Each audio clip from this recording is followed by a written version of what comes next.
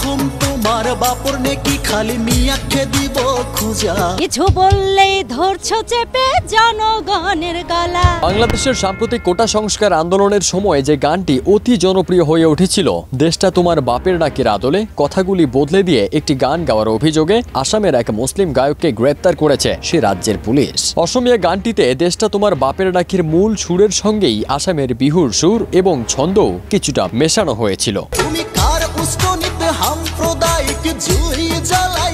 আসামের পুলিশ জানিয়েছে, আলতাফ হোসেন নামের ওই ইউটিউবার ও গায়ক তার গানটির মাধ্যমে হিন্দু এবং মিয়া সম্প্রদায়ের মধ্যে বৈরিতার প্রচেষ্টা করেছেন। সদ্য চালু হওয়া ভারতীয় ন্যায় সংহিতার যে ধারায় মামলা দায়ের হয়েছে সেটি ধর্মীয় ভাবাবেগে আঘাত দেওয়া সংক্রান্ত ধারা। রাজ্যের মুখ্যমন্ত্রী হিমন্ত বিশ্ব শর্মা ওই গ্রেপ্তারি নিয়ে মন্তব্য করতে গিয়ে বলেছেন যে আসামের ঐতিহ্যবাহী বিহুকে মিয়া বিহুতে পরিণত করতে চাইলে আসামের মানুষ তা মেনে নেবেন না। গত শনিবার আসামের ধুবড়ী জেলা থেকে গ্রেপ্তার করা হয় আলতাফ হোসেনকে। 3 দিন পুলিশ রিমান্ডে থাকার পর 3 সেপ্টেম্বর তাকে আদালতে আবারও তোলা হয়।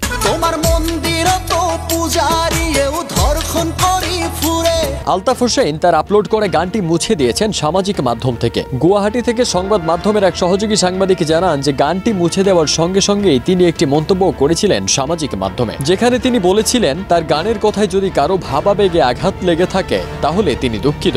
সাধারণ মানুষের প্রতি তিনি আবেদন জানিয়েছিলেন যে আর কেউ যেন তার গানটি শেয়ারও না করে। মূল গানটি মুছে দেওয়া হলেও ইউটিউব খুঁজলেই গানটি এখনো পাওয়া যায়। সেখানে বাংলাদেশের জনপ্রিয় প্রতিবাদী গানটির সুরে কথা কিছুটা বদলে দেওয়া হয়েছিল।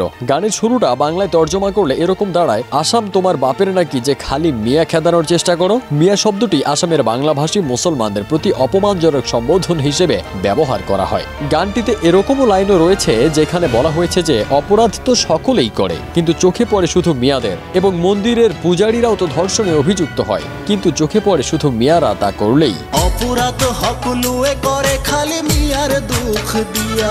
গত 22শে আগস্ট আসামের নগাঁও জেলায় এক 14 বছরের কিশোরী গণধর্ষণের শিকার হন। ঘটনায় অভিযুক্তরা 3 জনই বাংলাভাষী মুসলমান, যাদের মিয়া বলে অপমানজনক সম্বোধন করা হয়ে থাকে। পুরো আসাম জুড়েই ওই গণধর্ষণের ঘটনার প্রতিবাদ চলছে। ফারদিন সানি, দেশ রূপান্তর।